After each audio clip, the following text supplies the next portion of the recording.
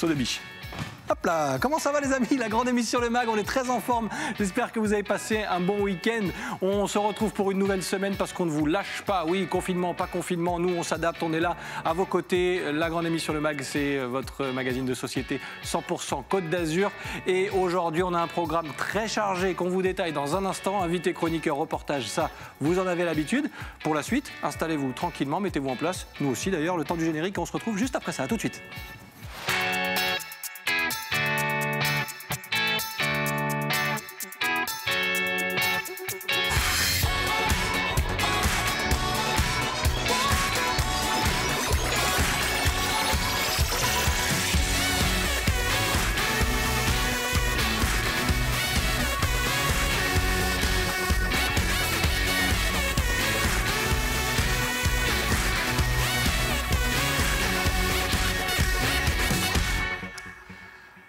Lundi 1er mars, vous regardez la grande émission Le Mag. Merci d'être avec nous. C'est un plaisir de vous retrouver. Nouvelle semaine qui démarre sur les antennes d'Azur TV. Et on va encore une fois faire le tour de la Côte d'Azur. On a beaucoup de choses à vous dire. Ça commence dès aujourd'hui avec une invitée qui va nous rejoindre dans quelques secondes. Virginie, on va parler, elles, les audacieuses. Oui, elles sont là. Elles sont nombreuses surtout. Et nombreux aussi. On a plein de questions à lui poser. On a envie d'en savoir plus puisque, effectivement, sur la grande émission Le Mag, on essaye de mettre en avant beaucoup d'initiatives, beaucoup de projets. Et il se passe plein de choses, ça tombe bien, Virginie sera sur le plateau de la grande émission Le Mag pour nous en parler dans quelques minutes. Le reportage de la rédaction, on va prendre des nouvelles de Cap 3000. Oui, fermeture le week-end, mais certains commerces restent ouverts. Comment ça se passe? Vous voulez tout savoir, vous saurez tout grâce au reportage de la rédaction d'Azur TV. Et puis, on terminera cette grande émission Le Mag avec le Skype, l'appel visio du jour. On sera aux côtés de Gaëlle, fondatrice de Muse et Femmes d'Or. Oui, les femmes vont prendre beaucoup de place sur ce plateau et c'est tant mieux, c'est pas moi qui vais vous dire que voilà, ça ne nous plaît pas. Non, au contraire, on est ravis de tout ça. Gaëlle qui nous parlera de son beau projet qu'elle a mené en équipe aussi. On saura tout dans quelques minutes. Laura, elle, une audacieuse parmi les audacieuses. Comment ça va, Laura? Ah bah écoute, ça va très bien et toi? Mais ça va très bien. Pour tout te dire, parce qu'on se dit tout, je suis resté en mode sonnerie, bien sûr, donc mon portable va sonner toute l'émission. Ça y est, c'est fait. Le week-end était bon? Bah écoute, oui, ça fait du bien de sortir. Hein. Bah oui, il a été confiné ce petit week-end. C'est ça, forcément. Exactement. Donc ça fait du bien, on sort et on garde le sourire, surtout avec notre invitée aujourd'hui, Virginie Atlan, qui va nous parler des audacieuses. On a plein de questions à lui poser. Elle est là, c'est notre invitée du jour. Merci d'être là, bienvenue Virginie, installez-vous, tout va bien? Merci, parfait. Bon, parfait. Bah, on est très heureux pour tout vous dire, ça fait un moment qu'on avait envie de se voir, qu'on avait envie de mettre en avant les audacieuses, mais on n'avait pas pu le faire pour différentes raisons. Ça y est, on y est, et ça nous fait plaisir parce que les audacieuses, déjà, on va s'adresser aux téléspectateurs qui n'ont peut-être pas encore entendu parler de ces audacieuses. Expliquez-nous ce que c'est déjà, concrètement. Merci de me recevoir, j'ai quand même envie de dire qu'il y a régulièrement des audacieuses sur vos plateaux. C'est vrai. Elles sont peut-être pas toutes dans l'association Elle les audacieuses comme Laura, mais il y en a pas mal qui passent. Alors Elle les audacieuses, c'est un mouvement de femmes issues exclusivement de la société civile et on a un joli maillage de femmes dans tout le territoire national avec cette volonté de créer des ponts entre le rural et l'urbain et puis pour des femmes qui ont une expertise, des réseaux, et bien de tendre la main à ceux qui n'en ont pas. Et c'est un réseau donc organisé par des femmes, mais on s'adresse à l'ensemble des citoyens, les femmes et les hommes. On n'est pas des féministes, on a surtout besoin des hommes. D'ailleurs, on a beaucoup qui nous aident à nos côtés. C'est vrai, on y reviendra, mais c'est vrai, oui, bien sûr. Vraiment. Donc voilà, donc on est un peu présent partout sur le territoire national en moins d'1 an, grâce à des ambassadrices qui sont des femmes de qualité, qui sont des filles populaires, aimées des Français. Alors je ne sais pas si c'est le moment là de les présenter. On y reviendra, vous inquiétez pas, on y reviendra largement, mais c'est vrai qu'elles sont très importantes ces ambassadrices. Et parmi les visages des audacieuses, on a la chance d'avoir Laura, nous, dans notre équipe. Oui, exactement. Parce que Laura fait partie aussi de cette association. En tout cas, comment toi, tu as découvert les audacieuses et comment ça se passe au quotidien finalement? Quel est ton rôle? Comment tout ça se met en place? Eh ben, c'est magnifique cette question, tu m'en as posé 3 en une. Oui, c'est pour ça, mais c'est pour faire tu sais, on n'a qu'une demi-heure. Tu es capable, tu es audacieuse. Ben oui. Donc, du coup, moi, j'ai rencontré Virginie quand j'ai créé ma boîte Ladies Drivers. Donc, pareil, toujours avec cette idée d'entrepreneuriat féminin, le même engouement pour faciliter l'accès à certaines professions. Donc là, on est sur un certain réseau, ça a à peu près la même chose. Virginie, moi, je la suis beaucoup sur les réseaux sociaux aussi. Il y a énormément d'actions. Malheureusement, je n'ai pas pu en faire pour l'instant, puisque c'est vrai que c'était délocalisé. On est sur Marseille. Je crois qu'il y avait une... Oui, on a fait dans la région sud le Petit quelques Prince. OP. Oui. Le Petit Prince, voilà, ils ont fait quelques opérations. Mais ça reste vraiment... Alors, pour en avoir rencontré pas mal des audacieuses, du coup, grâce à Virginie, c'est vrai que c'est très ouvert. Je confirme que ce n'est pas du tout une asso féministe, loin de là. Ils ont des très beaux partenariats, ils ont de très beaux collaborateurs, hein, puisque du coup, on est sur les deux genres. Et qu'est-ce que je peux vous dire d'autre ? Tu es une experte chez nous, à nos côtés quand même. Oui, moi, oh là là, experte, rien que ça. Oui, on a le réseau des experts. Mais je savais bien que tu étais experte en quelque chose, mais je n'arrivais pas encore à trouver. Merci, ils sont toujours très aimables là, dans cette émission. Non mais voilà, une experte, donc très bien. Oui. Eh bien, on continue d'en parler, évidemment, parce qu'on parle actu aussi avec le mois de mars qui va être important, et une date en particulier, le 17. Ah oui, alors le 17 mars, en fait, c'est vraiment la journée nationale des gestes audacieux. C'est une démarche de l'association Elle les Audacieuses, initiée pendant le premier confinement. On voulait vraiment faire en sorte que l'engouement solidaire, éthique et responsable entre les citoyens, on a senti cet élan tout de suite dans le premier confinement, le clap-clap à 20h aux fenêtres, beaucoup de choses se sont organisées. Et moi, ça m'a renvoyé un petit peu à des moments un peu plus douloureux, où c'est vrai que post-attentat et pendant l'attentat, tout de suite au lendemain des attentats, il y avait un engouement comme ça solidaire, éthique et responsable. Et peu de temps après, les citoyens l'étaient beaucoup moins. Donc on a aussi une faculté à oublier très rapidement la détresse et rien que le phénomène de tendre la main à quelqu'un. Et je me suis dit, c'est pendant le confinement, pendant cette épreuve où l'affect est là, on va inscrire cette étape dans nos vies et on va la fêter tous les ans. Comment ? En remerciant, en valorisant tous les citoyens qui auront eu une démarche noble, solidaire, éthique et responsable. Nous, notre volonté, c'est vraiment d'agir pour que ces gestes audacieux soient modélisés, que ça devienne comme des réflexes, un peu dans notre ADN. Ça veut dire que le 17, concrètement, il va se passer quoi ? Alors, le 17, c'est notre première cérémonie donc, des gestes audacieux. On va remettre des trophées à 2 associations, à 2 entreprises et 2 citoyens qui se seront démarqués dans une des régions de France pour leur action solidaire. Et nous serons en région sud. Alors, c'est pas parce qu'évidemment, dans cette région, je suis particulièrement identifiée, parce que j'y travaille aussi, il y a une relation particulière avec les médias qui racontent ce qu'on fait.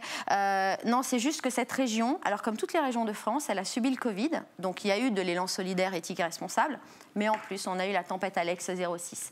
En plus, on a eu un attentat dans une des églises. L'église Notre-Dame à Nice, effectivement. Exactement. Et en fait, toutes ces épreuves douloureuses ont engendré un élan solidaire très particulier qu'aucune autre région n'a vécu. De fait, on a reçu beaucoup plus de témoignages de gestes audacieux. C'est ce qui fait que nous serons là le 17 mars et à Nice. Pourquoi à Nice ? Parce qu'en fait, on a aussi un maillage d'ambassadrices par région. On en a une sur le territoire, donc en région sud, et c'est Muriel Mayette-Holtz. Elle est à Nice. Et c'est donc cette maîtresse du TNN, du Théâtre National de Nice. Oui, exactement. Et c'est donc Muriel qui va être notre maîtresse de cérémonie. On a évidemment les mécènes qui se déplacent, qui, grâce à eux aussi, on a eu cette possibilité d'avoir les moyens des rêves que l'on pouvait avoir à l'endroit des citoyens. Et donc, on aura NJ Fondation, Ceintury 21, NL International, on aura Team One, des personnalités à nos côtés. Nous aurons 2 secrétaires d'État. On a 2 secrétaires d'État qui reviennent pour mettre les trophées. Donc, nous aurons Sarah Al-Haïry, qui est la secrétaire d'État à l'engagement et à la jeunesse, et Bérangère Rabat, qui est la secrétaire d'État à la transition écologique. Donc, d'accord. On est très fiers d'avoir ce soutien de la part du gouvernement. On n'est pas politique, mais que grâce à nous, des citoyens soient récompensés par des personnalités faisant partie du gouvernement, c'est juste un honneur pour les citoyens. Donc on est content, on est très contente qu'elles soient à nos côtés le 17 mars. Bon, peut-être que vous pourrez compter sur votre experte. Laura, je vais t'appeler comme ça maintenant, ça va durer quelques jours. Voilà, merci. Ça va durer quelques jours. Est-ce que tu es experte en quiz ? Alors, pas sûr. J'espère. Tu espères ? J'espère pour moi. J'espère qu'elle a bien révisé parce que vous vous connaissez bien toutes les deux. Et le quiz, je le rappelle, il n'y a absolument rien à gagner et tout à perdre. Mais voilà, des petits indices qui vont s'afficher sur l'écran. Derrière ces indices, une information qui concerne notre invité, ou les audacieuses au sens plus large du terme. Premier indice qui va s'afficher maintenant, Laura, je te laisse réfléchir quelques secondes. Confinement, du coup, c'est le début de l'histoire pour Elles les Audacieuses. C'est vrai, elle a raison, mais elle était là dès le départ, donc j'ai envie de dire qu'elle est facile la question. Oui. Ah, mais il faut comment... Nous, on est gentils au début. J'ai vu. Et après, ça devient plus compliqué. Il y a de la bienveillance. Il y a toujours de la bienveillance, même si parfois il y a 2-3 petits pics, mais c'est parce qu'on s'entend bien. Ce confinement, il a été essentiel parce que c'est à ce moment-là qu'il y a eu, vulgairement on appelle ça une validation juridique, mais qui vous a permis vraiment de lancer officiellement les choses, c'est ça? C'est ça, en fait, en plein confinement, juste avant qu'on soit confinés, on a déposé les statuts de l'association, mais vraiment. Et on s'est retrouvés confinés justement autour de moi, tout le monde m'a dit, oh là, il y avait un tel élan, on est tellement motivés. Et les ambassadrices, tout de suite, qui ont répondu présent autour de nous. Donc on a eu Annabelle Mondo, Cécile de Minibus, Alexandra Fechner, Vanessa Demouy, Linda Hardy. On a aussi un réseau d'expertes incroyables avec Chantal Latsou, avec Nicole Calfan. Enfin, on a des personnalités incroyables à nos côtés. Et elles m'ont dit, ouah, c'est dommage, tout ça va s'arrêter. J'ai dit, bah non, parce qu'on va réagir, on va avoir de l'audace. Ça va commencer. Et en fait, pendant le confinement, on a donc annoncé cette journée nationale des gestes audacieux. Toute la presse nous a vraiment, on a eu un écho incroyable. Et puis, du coup, on a tout de suite validé 5 mécènes qui nous ont dit, on va être à vos côtés, on va vous donner les moyens de vos actions. Et du coup, c'est pendant le confinement qu'on s'est organisé, c'était incroyable. Comme quoi il a eu du bon, ce confinement, pour certains points. C'est vrai que beaucoup en ont profité et ça a permis parfois de grands élans de solidarité, entre autres. Deuxième indice, il va être très facile parce qu'aujourd'hui, on a décidé d'être très gentil avec notre experte Laura. Deuxième indice qui s'affiche. Cécile de Minibus, c'est une des ambassadrices, elle, les audacieuses. Oui, c'est vrai, une des ambassadrices. Et je voulais accentuer, moi, sur le côté local aussi, parce que je sais que ça fait partie de vos objectifs. Et vous avez envie d'avoir ces ambassadrices aussi en région, sur du côté un peu plus local. Ça fait partie des priorités du moment. Oui, on veut vraiment jouer ce maillage et l'ancrage au plus près des citoyens. Et donc, on souhaite avoir par région une ambassadrice, quelqu'un qui soit vraiment ancré, identifié facilement sur ce territoire. Et pour la région sud, c'est Muriel Mayette-Holtz qui a accepté d'être notre ambassadrice. Elle est formidable, vraiment. Elle est juste géniale, c'est une chance pour nous. En plus, elle est dans l'environnement culturel. Et évidemment, les ambassadrices qui nous entourent sont des filles populaires. Et du coup, beaucoup sont dans l'environnement culturel. Donc, elles se connaissent. On est vraiment comme une famille, en fait. Toutes les filles se connaissent entre elles, c'est ce qui est génial. Il y a, il y a beaucoup de bienveillance. C'est pour ça que tout à l'heure, vous parliez de réseau aussi, parce que voilà, ce réseau, vous le connaissez bien. Et forcément, vous êtes toutes plus ou moins liées selon les domaines d'intervention. Mais c'est pour ça qu'on voulait aussi parler de ces ambassadrices, parce qu'elles sont importantes pour vous, elles sont capitales. Bien sûr. À Paris, par exemple, on a Laurence Fischer pour l'Île-de-France. C'est juste, elle a gagné 3 fois le champion du monde de karaté. Elle est en parallèle l'ambassadeur sport au Quai d'Orsay. Donc c'est aussi agrandir nos réseaux. C'est-à-dire que vraiment, on est en train de réussir un maillage national fort, solide et très qualitatif. Et c'est une vraie belle vitrine aussi, toutes ces ambassadrices, pour porter les messages que vous portez. Oui, oui, bien sûr. Bon, on continue de les porter avec vous. Laura, dernier indice qui va s'afficher sur l'écran. Oh, elle l'a pas. Tu suis Instagram et toutes les actions qu'on a fait dernièrement. Alors, est-ce que c'est une des actions que Elle, les audacieuses, a fait en partenariat avec le SAMU social? Alors, il y a un peu de ça, mais très exactement, c'est un de nos mécènes, NJ Fondation, qui nous a permis donc de nous associer à ce projet qui est juste formidable, en fait, qui s'appelle Origami for Life.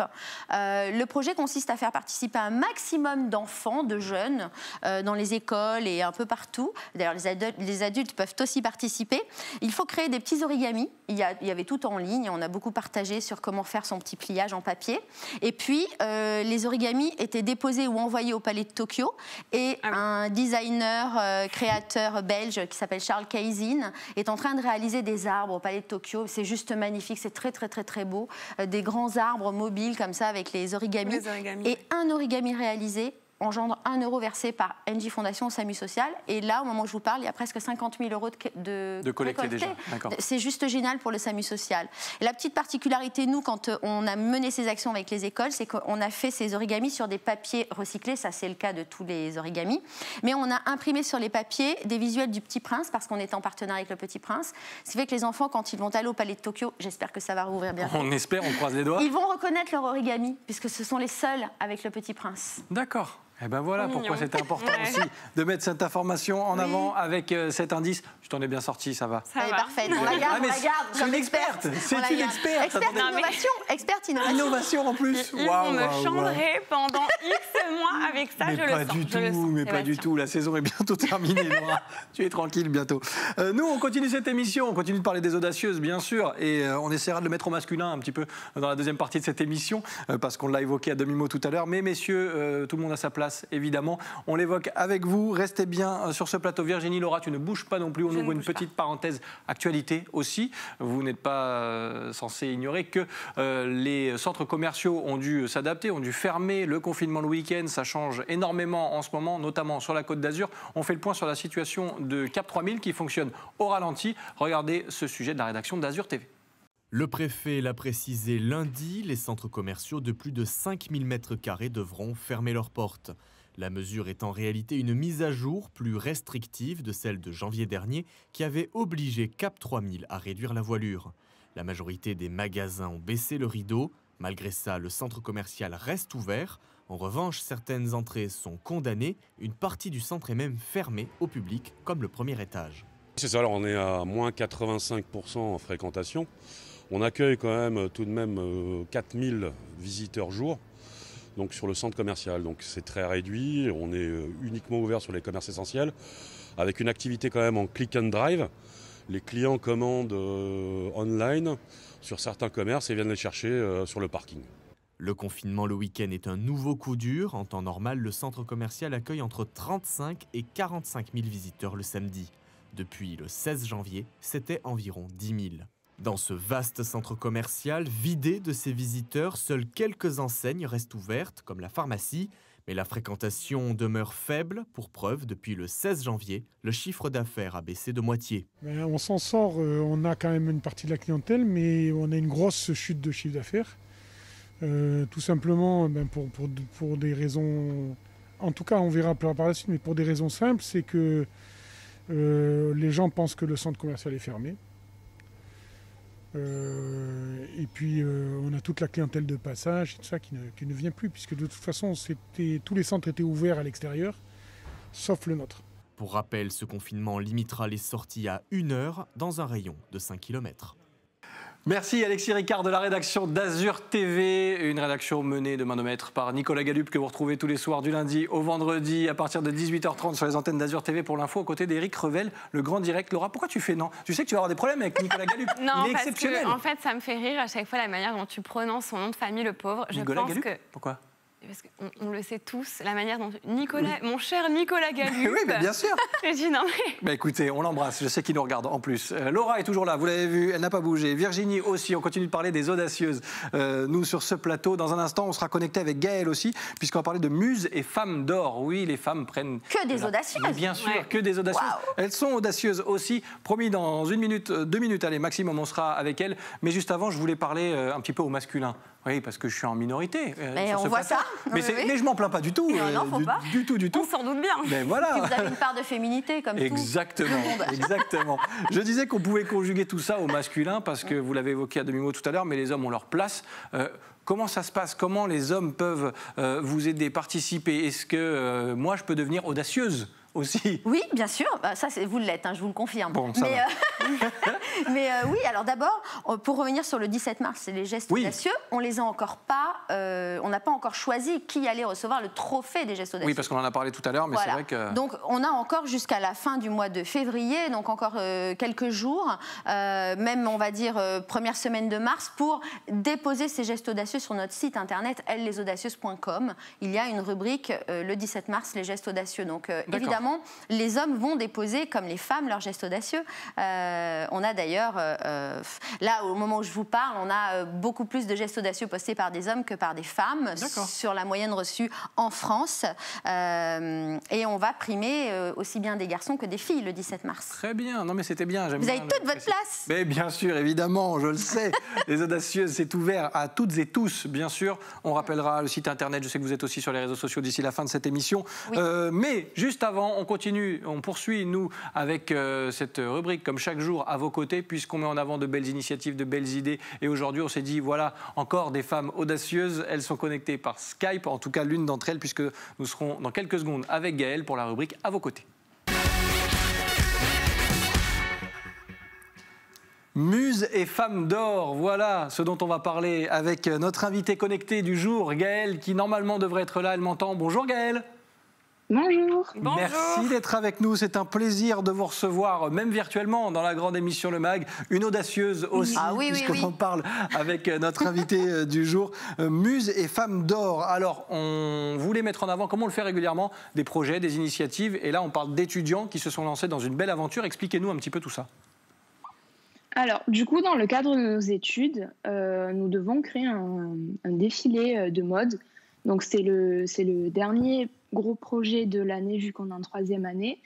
Et en fait, on tire au sort une marque pour nous inspirer. On a eu la chance de tomber sur Balmain. Et de là, on a créé toute une collection en imaginant un thème, un thème ou même des couleurs ou des matières. Et du coup, voilà, comme vous pouvez le voir à l'écran... Ouais, on voit un petit extrait là du défilé. Quelle a été la principale difficulté finalement? Vous travaillez en équipe, comment ça s'est organisé tout ça? Oui, voilà. Alors, on était 4, on s'est répartis les postes. Donc, moi, je suis responsable marketing et communication. Il y avait Inès qui était directrice de collection. Marine qui était assistante styliste qui a aidé Inès dans tout ce qui était choix de matière, dans les dessins, des croquis. Et Léa qui était responsable du pôle événementiel. Bon, pour faire partie de la team, apparemment, il faut être très souple. Hein. Je le vois sur cette photo. Je ne pourrais pas être tout de suite dans l'équipe. Apparemment, je n'arrive pas à lever ma jambe aussi haut. Mais promis, je m'entraînerai. C'est vrai, les filles en plateau, je vous fais réagir aussi. Cette jeunesse qui se bouge, qui fait des choses, qui crée des choses. Là, on est typiquement dans ce dont on parle depuis tout à l'heure aussi. Ah, complètement. C'est l'audace. Il faut vraiment oser. Et les femmes doivent vraiment ne pas avoir peur d'oser et de se lancer. Je trouve ça génial, vraiment. Il faut vous soutenir, vraiment. Et c'est pour ça qu'on est content de vous mettre en avant aussi. Laura, tu voulais réagir? Ah non, mais c'est génial. Du coup, c'est vous qui confectionnez les modèles aussi? On a le choix. Il y a certains groupes qui ont décidé de customiser. Nous, on a vraiment créé tous les modèles avec l'aide aussi des parents de Inès qui sont créateurs à Marseille. Mais on a vraiment essayé de faire toutes les petites finitions. Par exemple, les épaulettes que vous avez vues, on les a cousues nous-mêmes. Et après, des tenues, on a vraiment fait en fonction des croquis et essayé de faire au mieux pour que ça ressemble au maximum.